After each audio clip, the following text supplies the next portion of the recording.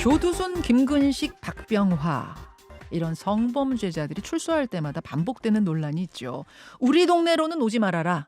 거주지 논란. 법무부가요. 이런 상황을 막아보자고 이른바 한국형 제시카법을 오늘 입법 예고합니다. 이게 뭔고 하니 고위험 성범죄자들의 주거지를 제한하는 건데요. 징역을 다 살고 출소한 뒤에도 자신의 집이 아니라 법무부가 정해준 시설에서 살도록 한다. 이런 겁니다. 근데 찬반 논란이 일고 있습니다.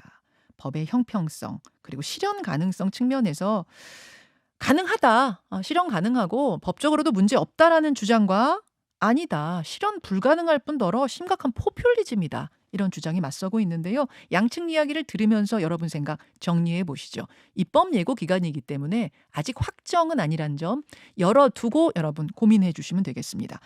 먼저 한국형 제시카법 필요하다 찬성하는 분이세요. 경기대 범죄심리학과 이수정 교수님 안녕하세요. 네, 안녕하십니까. 예, 반갑습니다. 그리고 반대하시는 분은요. 한국형사법무정책연구원의 김대근 연구실장입니다. 실장님 안녕하세요. 네, 안녕하세요. 예, 반갑습니다. 우선 두 분 모두 왜 찬성하는가, 나는 왜 반대하는가 그 이유를 1분씩 말씀하실 기회 드리겠습니다. 먼저 이수정 교수님. 네, 꼭 필요합니까? 네, 저는 필요하다. 재범, 억제 현저히 도움이 될 거다, 이런 생각이 들고요. 예. 이미 전자발찌를 차고도 이게 사실 지리적인 추정만 하다 보니까 성범죄 재범을 하는 사람들이 조금씩 늘고 있거든요. 그리고 그분들이 과거에 거의 동종 전과력을 다수 가지고 있는 사람이라는 게 입증이 됐습니다. 그래서 지금 전자감독, 재범률을 거의 6분의 1 정도 감소시키는데 아마 야간의 외출 제한 등을 추가로 적용하면 재범률을 더 떨어뜨릴 수 있을 거다. 그런 차원에서 찬성한다. 이런 입장입니다. 여기서 잠깐 좀 체크할 것이요. 만약 그 사람의 동거 가족이 있다면 같이 사는 처자식이 있다. 뭐 이러면은 그 처자식도 같이 시설에 들어가는 거예요? 아니요. 그렇지는 않은 걸로 알고 있고요. 지금 가족이 수용되는 시설은 아닌 걸로 알고 있습니다. 그렇기 때문에 지금 아마도 당사자, 해당 사항이 있는 당사자만 일단 결국은 거주가 되는 시설이 생기는 건데요. 지금 조두수는 좀 예외적이지만 그러나 거의 대다수 지금 이 요건에 충족되는 1년에 한 6, 70명 정도는 네.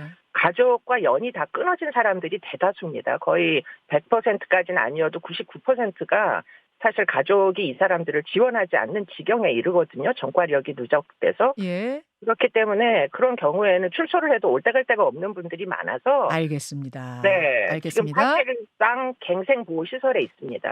자, 김대근 실장님은 왜 우려가 크다, 문제가 있다고 보시는 걸까요? 네, 이 입법 형식이 일단 고위험 성범죄자 거주지 제한법을 개정하고 또 성추행 약물치료법을 개정하는 형태의 입법이잖아요. 예.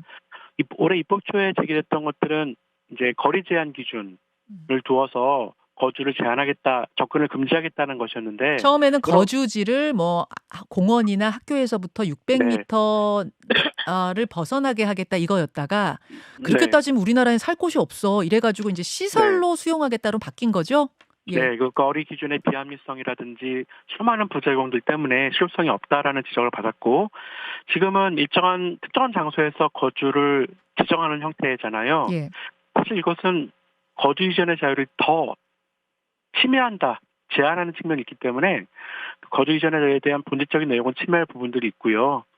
요컨대 합리성을 얻는 대신에 위헌성 논란을 너무나 가중시켰을 뿐만 아니라 뭐 뒤에서 설명되겠지만 우리 헌법재판소도 위헌으로 판단했던 그 보호 수용을 네. 다시 부활시키는 측면이 있고요.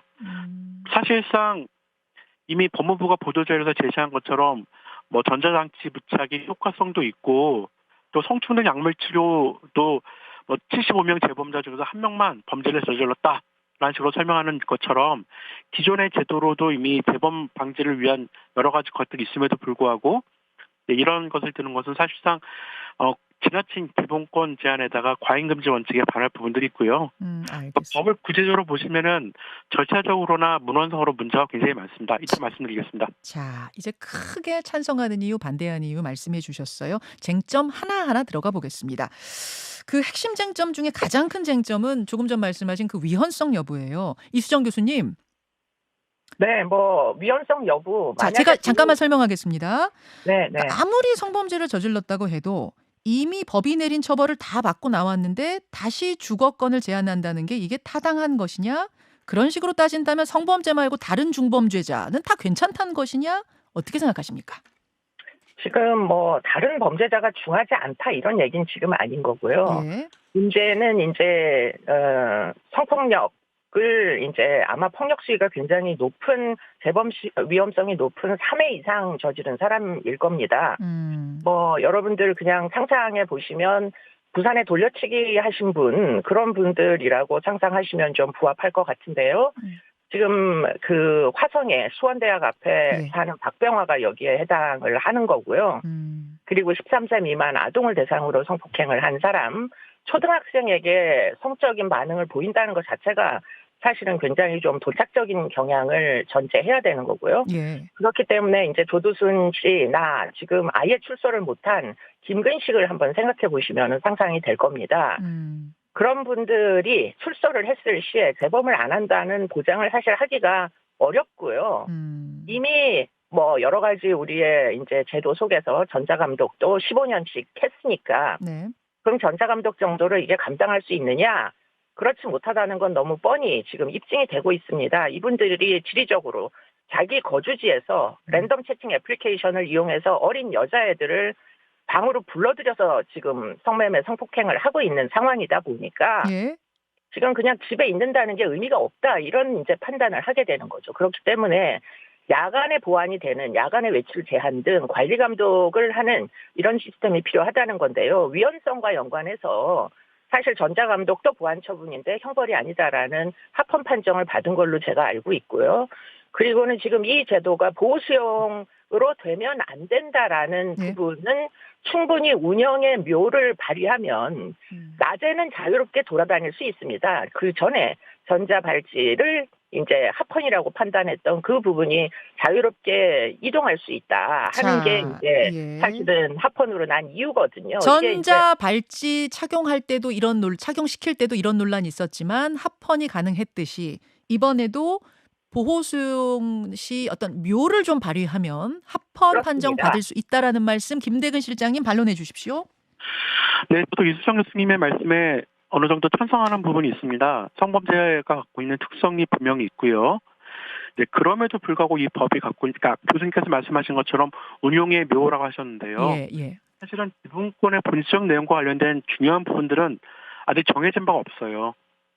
심지어는 그 거주지의 장소나 그 안에서 여러 가지 생활 요건들 같은 것들은 뭐 대통령령으로 정하겠다, 법무장관이 지정하는 시설 이런 식으로 상당 부분들을 모호하게 만든 상태에서 입법이 성급히 만들어졌기 때문에 사실상 이 부분들이 구체화돼야지 논의하시는 부분들이 있겠지만요. 근데 가장 큰 문제는 또 이런 게 있습니다. 아까 말씀드린 것처럼 어느 지역에 접근을 제한하는 것 자체는 기본권 제한의 정도가 덜하지만요. 일정한 장소에 공간이 넓더라도 수용하는 형태는 사실 우리 헌법재판소가 일관되게 말하지만 이런 부분들은 어느 정도 이동이 가능하더라도 그 안에서의 자유는 실현 불가능한 관념적 가능성에 불과한 것이고 결국은 이것은 구금이다라고 일관되게 얘기를 하고 있어요. 그러니까 학교 근처 600m 근처에는 살지 마 하는 것과 이 시설에만 거주해라고 하는 건 차원이 다르다. 구금에 해당한다 이 말씀이에요. 네. 현재 헌법재판소는 일관되게 이런 부분들을 구금으로 판단하고 있고요.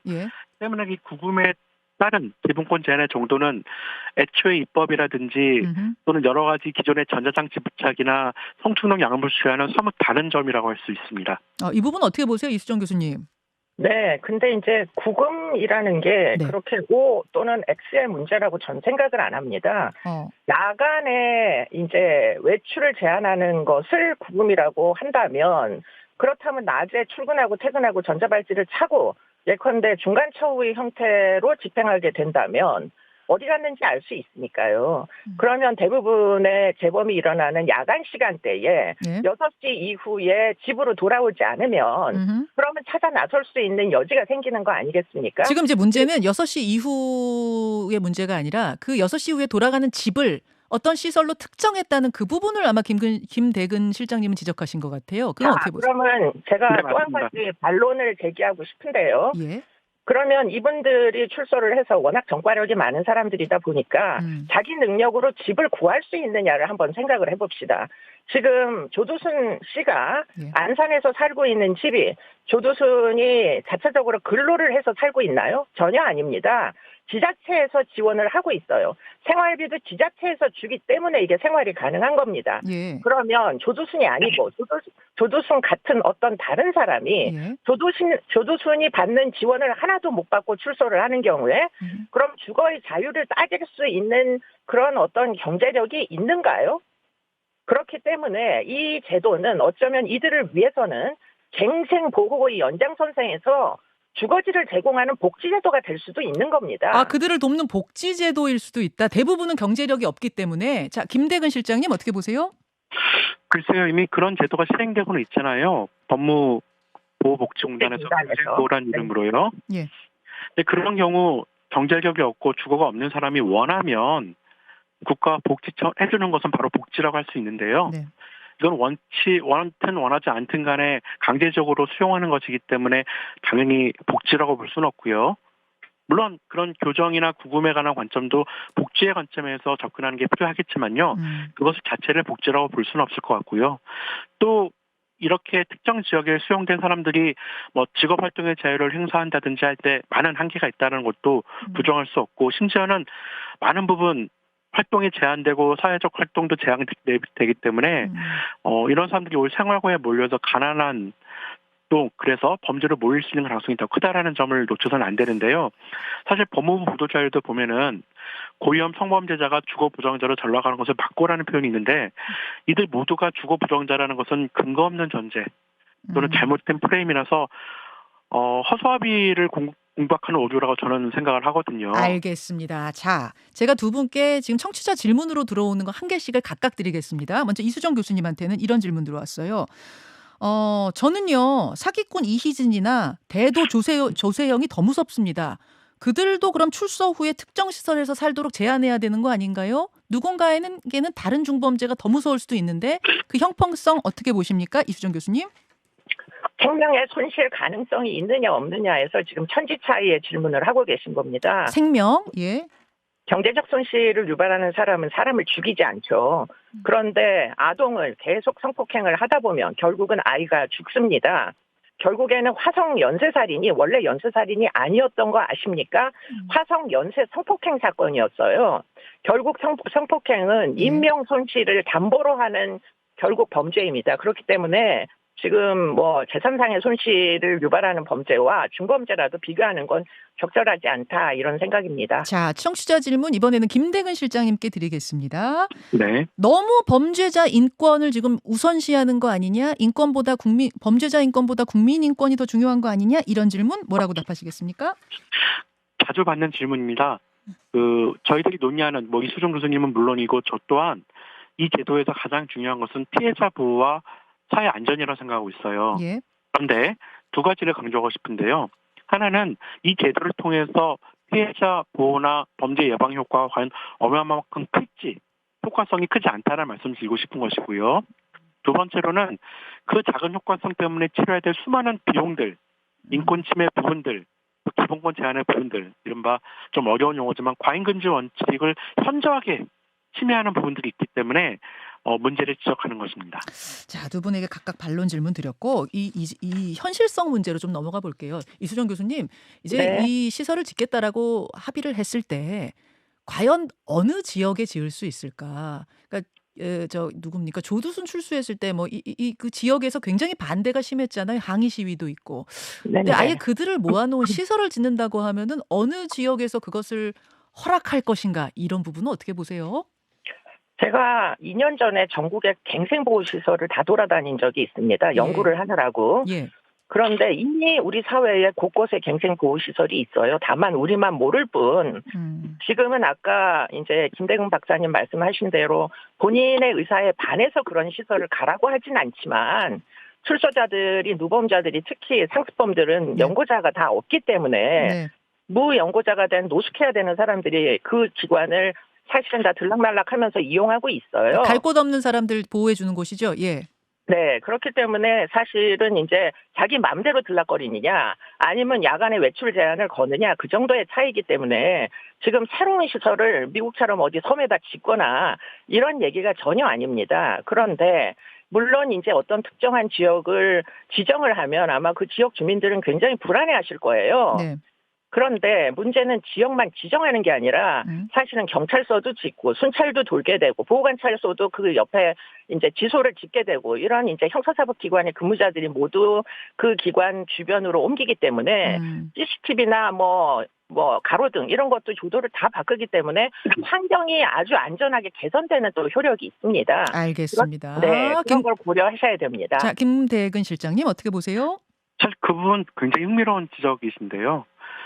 지역사회 두려움, 우려 같은 것들이 배제될 만큼의 어떤 밀폐되고 폐쇄된 시설을 만들어진다면 그 자체가 구금이 되는 거예요. 가장 우려하는 것은 사실 그 부분이거든요. 결국은 이미 책임을 다하고 출소한 사람들에게 다시 또 다른 형태의 구금을 취한다는 점에서 이것은 계속 반복되는 것으로 좀 민망하긴 하지만 이중처벌이라고밖에 할 수밖에 없는 부분들이 있고요. 또 사회 이제 교정시설 자체에 대한 여러 가지 방감도 있지만 최근에 많이 완화되기도 했어요. 그런데 특히 지금처럼 이른바 고위험 성범죄자들을 별도로 관리하는 시설이라는 것 자체에서 네. 어느 정도 자유나 또 교수님께서 말씀하신 것처럼 뭐 출퇴근 이런 것들이 가능하다라면 당연히 두려움을 불식시키는 것은 불가능해 보입니다. 주민 두려움을 불식시키긴 어렵다. 네. 이제 이런 문제들이 지금 핵심 쟁점으로 떠오르고 있는 상황. 그러면 김대근 실장님 보시기에는 이거 입법 예고됐지만 결국 위헌 소송 걸면 걸릴 거라고 보세요? 법적으로 문제될 거라고 보세요? 네, 그렇습니다. 아까 말씀드린 것처럼 기본권의 행사를 제한하는 게 아니라 기본권 자체를 본질적으로 제한한다는 측면에서 어떤 수단의 최소성이라든지 침해 최소성이라든지 달성하고자 하는 효과가 미미함에도 불구하고 또는 검증되지 않았음에도 불구하고 그로 인해서 침해되는 기본권 제한 정도가 매우 크기 때문에 법익의 균형성도 현저하게 크고요.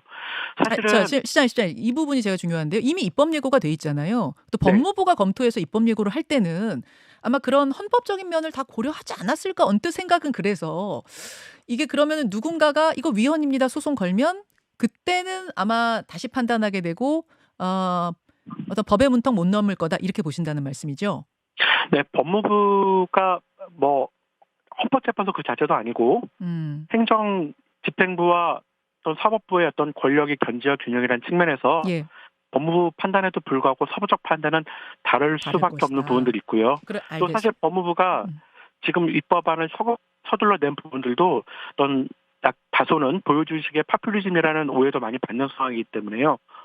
뭐 충분히 제기될 수 있는 문제. 무엇보다도 법 안에서 수많은 절차적인 문제가 있어요. 예를 들어서 뭐 그 법원의 결정에 대해서 항고와 재항고를 하더라도 거주지 제한 명령의 집행은 정전히 효력이 없다. 구조의 사항이 그런 게 들어있는데 이건 그 자체로 절차적 권리를 침해하는 부분들이고요. 알겠습니다.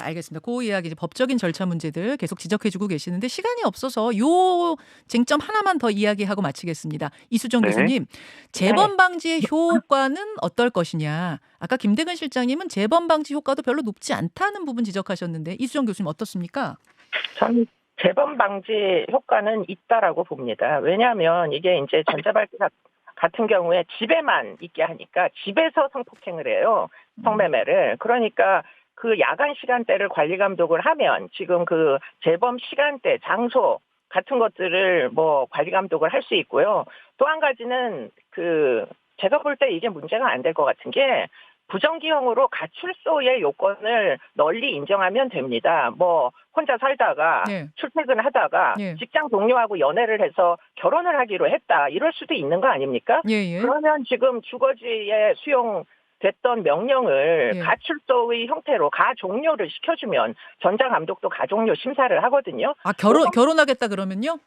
아니 뭐 예를 들자면 그런 겁니다. 그러니까 가종료를 효율적으로 운영할 수가 있으면 이거는 징역하고는 다른 거죠. 자, 김대근 실장님 어떻게 보세요? 글쎄요. 이미 모두에 말씀드린 것처럼 기존의 전자장치 부착, 전자감독 제도라든지 효과성이 있다라고 법무부가 계속 홍보를 하고 있고요. 특히 이번에 법무부 보도자료에서도 보여진 것처럼 성중독 약물 치료의 재범 효과가 매우 크다라고 스스로 밝히고 있어요. 약물 치료요? 네, 화학적 거세라고 흔히 불려지는 화학적 거세. 예. 성중독 약물 치료가 있는데요. 예. 이미 기존의 제도들이 충분히 있고요. 또 법무부가 사실상 작게 얘기했습니다만 필요적 준수 사항을 부과하도록 하는 방안이라든지 지금의 1:1 보호 관찰 전담 제도 같은 것들이 더 효과성이 크다고 보는데요. 지금의 입법을 위해서 들어가는 시설이나 이런 비용들의 아주 일부만 쓰더라도 지금의 보호 관찰 제도를 강화하거나 전담하거나 또 준수 사항을 부과하는 방식으로 충분히 예방할 수 있다고 생각합니다. 사실은요. 예. 재범의 가능성이 있는 사람들 당연히 가둬두고 하면은 당연히 범죄는 줄어들겠죠. 예. 사실은 모든 전과자들을 다 가두면 재범은 아예 없는 거 아니겠어요? 알겠습니다. 그만큼 수단이 지나치게 기본권을 침해하고 위헌적이고 과도하기 때문에 효과는 미미함에도 불구하고 우리가 비판을 하는 것입니다. 자, 여기까지 양측의 의견을 들으시고 아마 청취자들이 나름대로의 판단을 하셨으리라 믿습니다. 여러분들의 문자 보내주십시오. 지금까지 한국형 제시카법 입법 예고 시점에서 양측의 토론 들어봤습니다. 이수정 교수님, 김대근 실장님 고맙습니다. 맞습니다. 고맙습니다. 김현정의 뉴스쇼는 시청자 여러분의 참여를 기다립니다. 구독과 좋아요, 댓글 잊지 않으셨죠? 알림 설정을 해두시면 평일 아침 7시 20분 실시간 라이브도 참여하실 수 있습니다.